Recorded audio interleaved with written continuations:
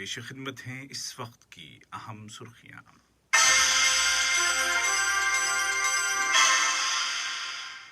صاحب سمو امیر شیخ تمیم بن حمد آل ثانی کو جمہوریہ گامبیا کے صدر کی جانب سے ایک تحریری پیغام موصول ہوا ہے۔ قطر اور نیٹو نے برسلز میں واقع نیٹو کے ہیڈ کوارٹرز میں قطری مشن کے دفاتر کھولنے کے لیے ایک معاہدے پر دستخط کر دیے ہیں۔ طالبان تحریک نے ایک بار پھر کہا ہے کہ وہ افغانستان میں قیام امن کے متعلق دوحہ معاہدے کو نافذ کرنے کی پابند ہے۔ اور لبنان کے نامزد وزیر اعظم نے کہا ہے کہ ملک کی تباہال معیشت کو بچانے کا حل غیر جانبدار ٹیکنوکریٹس پر مشتمل حکومت کی تشکیل ہے۔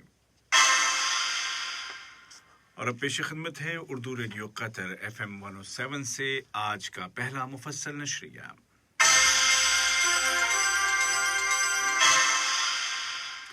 بسم اللہ الرحمن الرحیم۔ صاحب سمو امیر شیخ تمیم بن حمد آل ثانی کو جمہوریہ گامبیا کے صدر جناب آدما بیرو کی جانب سے دو طرفہ تعلقات اور ان کو فروغ دینے کے ذرائع کے متعلق ایک خط موصول ہوا ہے۔ نائب وزیر اعظم و وزیر خارجہ شیخ محمد بن عبد الرحمن آل ثانی کے ساتھ گامبیا کے صدر کے خصوصی ایلچی اور وزیر برائے امور خارجہ بین الاقوامی تعاون اور بیرون ملک رہنے والے گامبیا کے باشندوں کے امور ڈاکٹر مامادو ٹانگارا نے ایک ملاقات کے دوران یہ خط ان کے حوالے کیا۔ صاحب سمو امیر شیخ تمیم بن حمد آل ثانی نے ارجنٹائنا کے صدر جناب البرٹو فرناندیز کو سابق صدر جناب کارلوس منائم کی وفات پر تعزیت کا برقی پیغام ارسال کیا۔ نائب امیر شیخ عبداللہ بن حمد آل ثانی اور وزیر اعظم و وزیر داخلہ شیخ خالد بن خلیفہ بن عبدالعزیز آل ثانی نے بھی اسی مناسبت سے تعزیت کے برقی تار روانہ کیے۔ پراسیکیوٹر جنرل ڈاکٹر علی بن فتیس المری کے ساتھ ملک کے دورے پر آئے ہوئے گامبیا کے صدر کے خصوصی ایلچی اور وزیر خارجہ اور بین الاقوامی تعاون اور بیرون ملک رہنے والے گامبیا کے شہریوں کے امور کے وزیر ڈاکٹر مامادو ٹانگارا نے ملاقات کی، جس کے دوران دونوں ملکوں کے درمیان قانون کے شعبے میں تعاون کو مستحکم کرنے کے ذرائع اور مشترکہ دلچسپی کے دیگر امور زیر بحث آئے۔ قطر اور نیٹو کے درمیان قائم نمایاں تعلقات نے ایک لمبا سفر طے کر لیا ہے اور اسی سفر میں ایک اہم سنگ میل کے طور پر نیٹو اور قطر نے برسلز میں واقع نیٹو کے ہیڈ کوارٹرز میں قطری مشن اور اس کے ملٹری اٹاچی کے دفاتر کھولنے کے لیے ایک معاہدے پر دستخط کر دیے ہیں۔ اس معاہدے پر نیٹو میں قطری وفد کے سربراہ جناب عبد الرحمن بن محمد الخلیفی، نیٹو میں مالیاتی امور کی ذمہ دار محترمہ میروسلاوا بورچیشکا اور نیٹو کے جنرل سیکریٹری کے معاون اور ایگزیکٹو ایڈمنسٹریشن کے ذمہ دار جناب مارٹن ورسنل نے دستخط کیے۔ قطر کی ہیلتھ منسٹری کی جانب سے اعلان کردہ تازہ اعداد و شمار کے مطابق کل ملک میں کورونا کے 440 نئے مریض رجسٹر کیے گئے، جبکہ مزید 177 کنفرمڈ پیشنٹ صحت یاب ہو گئے اور اس طرح اس بیماری سے اب تک ریکور ہونے والوں کی مجموعی تعداد 1,48,314 ہو گئی ہے۔ وزارت صحت نے کورونا کے مریضوں کی تعداد میں آہستہ آہستہ ہونے والے اضافے سے خبردار کرتے ہوئے زور دے کر کہا ہے کہ کورونا وائرس کی دوسری لہر سے بچنے کے لیے احتیاطی تدابیر کی پابندی کرنا انتہائی ضروری ہے۔ کووڈ 19 کے پس منظر میں نافذ کردہ سفر کی سرکاری پالیسی اور وزارت صحت اور وزارت تجارت و صنعت کے متعلقہ اداروں کے ساتھ کوارڈینیشن کے بعد ابو سمرہ بارڈر کے ذریعے امپورٹ اور ایکسپورٹ کے حوالے سے متعدد احتیاطی تدابیر اور انتظامی اقدامات کو نافذ کرنے کا فیصلہ کیا گیا ہے۔ قطر کے کسٹم ڈپارٹمنٹ نے قطر اور سعودی عرب کے درمیان تجارتی آمد و رفت کے حوالے سے اپنی کسٹم ڈیوٹیز کا آغاز کر دیا ہے اور متعینہ شرطوں کے مطابق درآمدات و برآمدات یعنی ایکسپورٹ اور امپورٹ کا سلسلہ شروع ہو گیا ہے۔ افغانستان کی تحریک طالبان نے ایک بار پھر کہا ہے کہ وہ گزشتہ سال فروری میں دوحہ میں امریکہ کے ساتھ کیے گئے امن معاہدے کی پابند ہے۔ تحریک نے مزید کہا کہ وہ افغان حکومت کے ساتھ قطر میں ہونے والے مذاکرات کو بھی جاری رکھنا چاہتی ہے۔ طالبان تحریک کے ان بیانات سے واضح ہے کہ افغانستان میں امن کے قیام اور افغان عوام کی ترقی اور استحکام کی امنگوں کو پورا کرنے میں قطر کے کردار پر کس قدر اعتماد ہے۔ لبنان کے نامزد وزیر اعظم سعد الحریری نے کہا ہے کہ ملک کی تباہال معیشت کو بچانے کا حل یہ ہے کہ ایسے ٹیکنوکریٹس پر مشتمل حکومت تشکیل دی جائے جن کا تعلق کسی سیاسی پارٹی سے نہ ہو۔ واضح رہے کہ گزشتہ کئی ماہ سے سیاسی اختلافات کے باعث لبنان میں کوئی پائیدار حکومت تشکیل نہیں دی جا سکی اور ملک کو شدید مالی اور معاشی مسائل کا سامنا ہے۔ سوڈان کی وزارت خارجہ نے ایتھوپیا کو مذاکرات اور سرحدوں کی دوبارہ نشاندہی کرنے اور وہاں نشانات لگانے کی دعوت دی ہے۔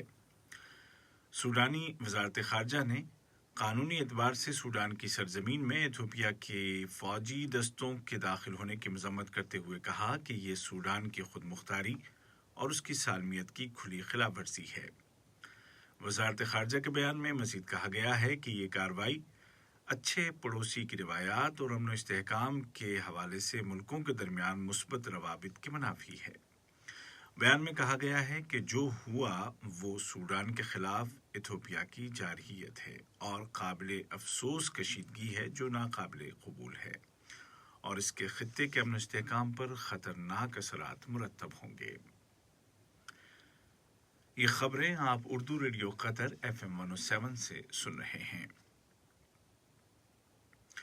امریکی صدر جو بائیڈن نے تہران سے کہا ہے کہ وہ ایٹمی معاہدے پر دوبارہ عمل درآمد کے متعلق اپنی شرطوں پر نظر ثانی کرے، جبکہ امریکی وزیر خارجہ اینٹونی بلنکن نے کہا ہے کہ ایران کو ایٹمی اسلحے کے حصول سے روکنے کا بہترین راستہ سفارتکاری ہے۔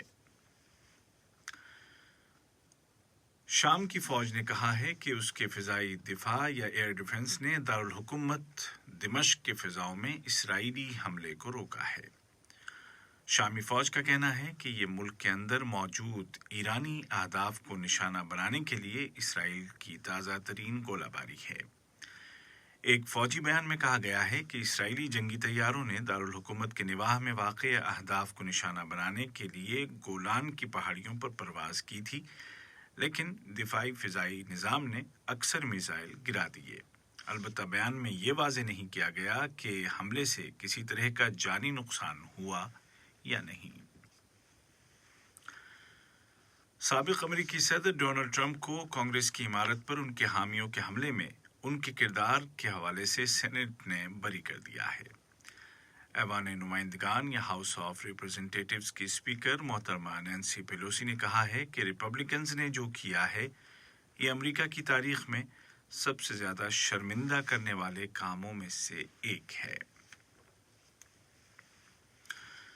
امریکہ، کینیڈا اور یورپی یونین کے کئی سفارت خانوں نے میانمار کی سیکیورٹی فورسز اور فوج سے مطالبہ کیا ہے کہ وہ فوجی انقلاب کے خلاف مظاہرہ کرنے والوں پر طاقت کا استعمال نہ کریں۔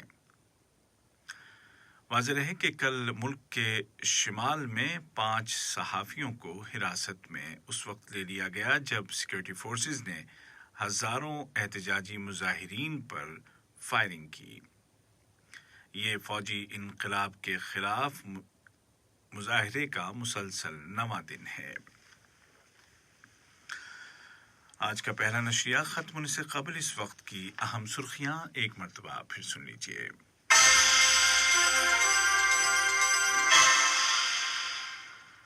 صاحب سمو امیر شیخ تمیم بن حمد آل ثانی کو جمہوریہ گامبیا کے صدر کی جانب سے ایک تحریری پیغام موصول ہوا ہے۔ قطر اور نیٹو نے برسلز میں واقع نیٹو کے ہیڈ کوارٹرز میں قطری مشن کے دفاتر کھولنے کے لیے ایک معاہدے پر دستخط کر دیے ہیں۔ افغانستان کی طالبان تحریک نے کہا ہے کہ وہ افغانستان میں قیام امن کے متعلق دوحہ معاہدے کو نافذ کرنے کی پابند ہے۔ اور لبنان کے نامزد وزیر اعظم نے کہا ہے کہ ملک کی تباہال معیشت کو بچانے کا حل غیر جانبدار ٹیکنوکریٹس پر مشتمل حکومت کا قیام ہے۔ اردو ریڈیو قطر FM 107 سے آج کا پہلا مفصل نشریہ اپنے اختتام کو پہنچا۔ ہمارا دوسرا نیوز بلیٹن شام ٹھیک 7:30 بجے پیش کیا جائے گا۔ آج کے اس بلیٹن کو آپ تک پہنچانے میں ہماری تکنیکی معاونت کی محمد حسن سوڈانی نے۔